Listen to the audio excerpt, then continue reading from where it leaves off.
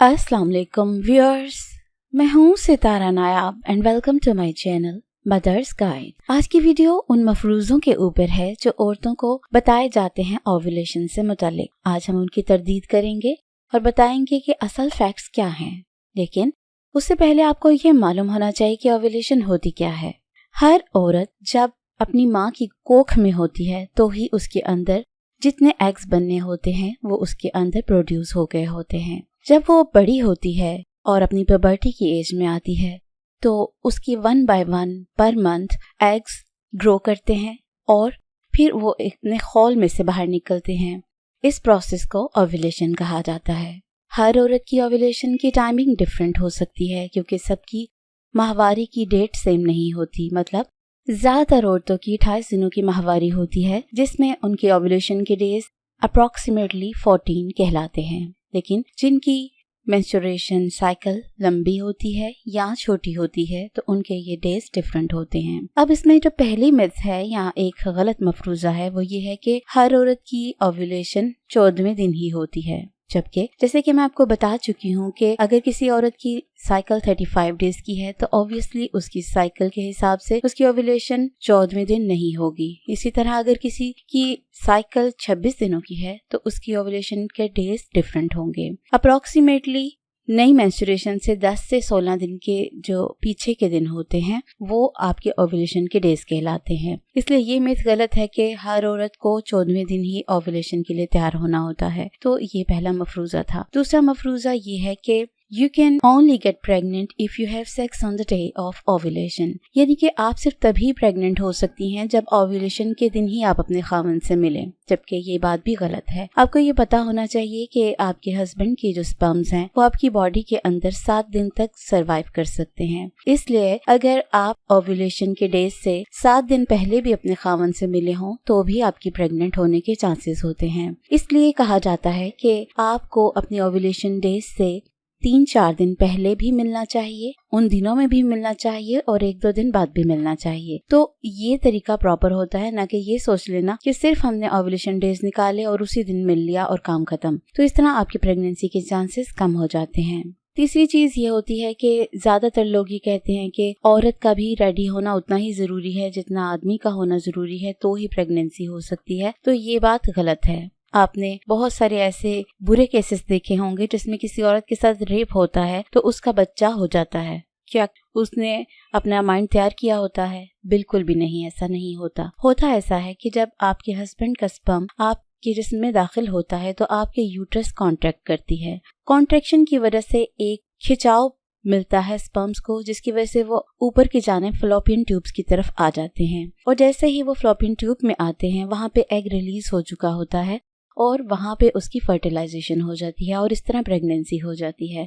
तो इसलिए ये कहना गलत है कि अगर औरत का माइंड ना बने तो बच्चा नहीं होता, बल्कि ये हो जाता है। चौथी मिथ ये है कि you must have intercourse every day of your fertile period to become pregnant. यानी कि जितने दिन आपके फर्टाइल हैं उसमें आपको रोज अपने हस्बैंड से मिलना होगा। ये मिथ गलत है क्योंकि अगर आप रोज अपने खामन से मिलेंगी तो उसका स्पर्म काउंट खराब होगा और उसमें जो मैच्योर स्पर्म है वो निस्बतन कम हो जाएंगे। इसलिए आपको 1-2 दिन के गैप से मिलना चाहिए, लेकिन 8 से 9 दिन की विंडो आपने जहन में रखनी है जिसमें आपने अपने हस्बैंड से ऑन एंड ऑफ मिलते रहना है। और खासतौर पे वो बहनें जिनकी माहवारी देर से आती है या इरेगुलर है उनको तो अपना ट्रेंड ही ये रखना चाहिए कि 1-2 दिन के गैप से मिलते रहना चाहिए हस्बैंड से अगर वो प्रेगनेंसी चाहती हैं।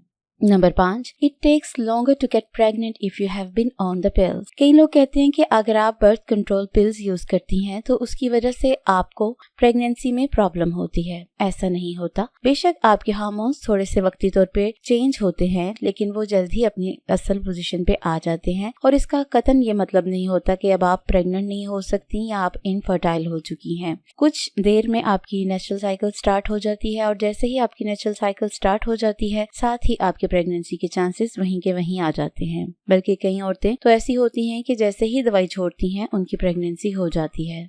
Number 6, a rise in your temperature indicates when you are most fertile। Body का जो टेम्परेचर है वो ये शो करता है कि आप आपका जिस्म इस वक्त प्रेगनेंसी के लिए रेडी है। तो ये मिथ एक हद तक ठीक है लेकिन एक हद तक गलत है। जरूरी नहीं कि हर बॉडी का जो टेम्परेचर इंक्रीज है वो यही शो करे कि आप फर्टाइल के डेज में हैं। कई दफा आपको वैसे बॉडी में टेम्परेचर हो सकता है, किसी प्रॉब्लम की वजह से आपके जिस्म में टेम्परेचर बढ़ सकता है, तो इसका कतन ये मतलब नहीं होता कि अब आपके फर्टाइल डेज चल रहे हैं। जब भी आपको हल्का सा राइज लगे अपने टेम्परेचर में तो आप ये समझने लग जाएं कि अब मैं फर्टाइल डेज में हूँ। ऐसा नहीं होता। पहले आपको अपनी ओव्यूलेशन डेज निकालने होते हैं। उन दिनों में अपना 2-4 महीनों का चार्ट बनाना होता है, जिसमें आपने देखना होता है कि आपका बॉडी टेम्परेचर कब बढ़ता है। क्या वो एक जैसा हर मंथ में कुछ दिनों में बढ़ता है, तो फिर आपको पता चल जाता है कि ये दिन मेरे फर्टाइल हैं। इसके लिए आपको ओव्यूलेशन प्रिडिक्टर किट भी यूज करनी होती है अगर आपके पास वो अवेलेबल हो। 7वीं मिथ ये है कि ओव्यूलेशन इज पेनफुल, यानी कि कुछ औरतें कहती हैं कि जब अंडा अपने खोल से बाहर निकलता है तो ये बहुत तकलीफदेह प्रोसेस होता है। काफी ज्यादा औरतों को इसमें कोई दर्द नहीं होता। सिर्फ कुछ % औरतें ऐसी हैं जो वो कहती हैं कि उनके एब्डोमेन की एक साइड पे उनको थोड़ी सी दर्द होती है, जिसको मिडल पेन या pain in the middle of the month कहा जाता है। तो ये मिथ भी इस हिसाब से गलत है कि ओव्यूलेशन का आप ही इंतजार करती रहें कि मुझे दर्द होगी तो ही ओव्यूलेशन होगी, तो ये बात गलत है। Number 8, an irregular cycle means you are less fertile. अगर किसी औरत की साइकिल इरेगुलर है तो इसका मतलब ये नहीं होता कि वो फर्टाइल नहीं है, बल्कि ये पॉसिबल है कि किसी दवाई के असर से, किसी स्ट्रेस की वजह से, किसी ऐसी एक्सरसाइज की वजह से उसके मेंसेस आगे पीछे हो गए हैं। इसका कतन ये मतलब नहीं कि उसके अंदर कोई हार्मोनल प्रॉब्लम है या उसके अंदर कोई ऐसी प्रॉब्लम है जिसकी वजह से वो अनफर्टाइल हो चुकी है। Number 9, certain sex position can increase the chance of pregnancy. Scientifically इसका कोई प्रूफ नहीं है कि कुछ खास पोजीशंस के ऊपर अगर आप अपने खामन से मिले तो ही आपका बच्चा हो सकता है। ज्यादातर ऐसी पोजीशन प्रेफर की जाती हैं जिसमें सर्विक्स का पीनस के साथ ज्यादा क्लोज कांटेक्ट हो, जिससे स्पर्म डायरेक्ट आपके एग तक एक्सेस हासिल कर सकें। इसमें सबसे जो बेहतरीन तरीका है वो यही होता है कि हिप्स के नीचे आप तकिया रखें, जिससे आपके हिप्स का एरिया थोड़ा सा अपवर्ड हो जाता है और जब उसमें इजैकुलेशन होती है तो वहाँ पे स्पर्म्स के लीक होने का खदशा निस्बतन कम होता है और उसका डीप पेनिट्रेशन की पॉसिबिलिटी ज्यादा बढ़ जाती है। तो ज्यादा बेटर चांसेस के लिए आप सिर्फ हिप्स का नीचे मोटे तकिए का इस्तेमाल करें, अदरवाइज कोई भी पोजीशन आप यूज कर सकती हैं। इसमें ऐसा कोई सर्टेन पोजीशन नहीं है कि आप वो करेंगी तो ही प्रेगनेंसी होगी या इस पोजीशन पे अगर हम मिलेंगे तो प्रेगनेंसी नहीं होगी। तो ये मिथ भी गलत है। नंबर 10, बीइंग ओवर और under weight doesn't affect conception. कुछ औरतें कहती हैं हम जितनी मर्जी मोटी हो जाएं या पतली हो जाएं तो इससे हमारी प्रेगनेंसी के ऊपर फर्क नहीं पड़ता, लेकिन ये बात गलत है।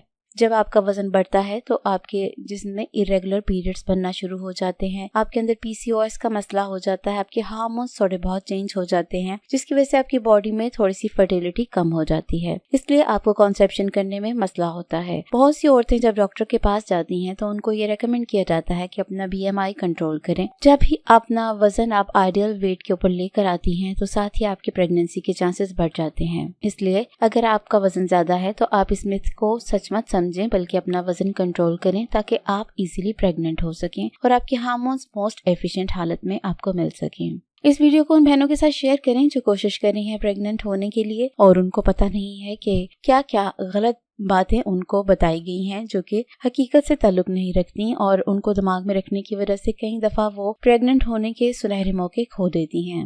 अगर इस नॉलेज से उनका फायदा हो जाए तो वो आपको भी दुआ देंगी, तो आप इस कोशिश में मेरा साथ जरूर दिया करें। शुक्रिया।